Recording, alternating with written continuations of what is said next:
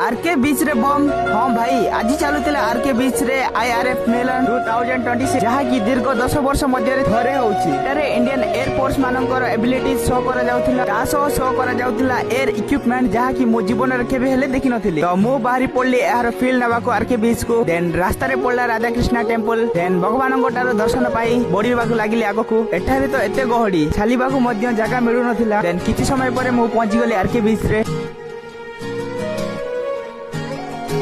Then देखा लगिली air force मानकर aircraft show. Then किछि समय पर एटारे स्टार्ट हो गला इंडियन नेवी मानकर शो। एटारे आसिथिले विभिन्न कंट्री टारू नेवी फोर्स जहां को देखि स्पेशल फील होतिला। एटारे तो ब्लैक कमांडो मानकर बेसी क्रेज थिला। एहा सह विभिन्न डांस गुडा को देखिबाक मिलला। एटारे आसिथिले फ्रांस, इंडोनेशिया, फिलिपाइंस, रुसिया एवं श्रीलंका रो नेवी फोर्स। फाइनली रुसियन नेवी मानक सह हाथ मिसिबाक मिल गला। देन चली गली आरके बीच रो फील नबा पई। एहार नाइट व्यू एवं ठंडा पवन मन को शांति कर दउतला। ओके आज रो वीडियो आज पई की वीडियो जदि भल लागला लाइक एवं फॉलो कर दियो।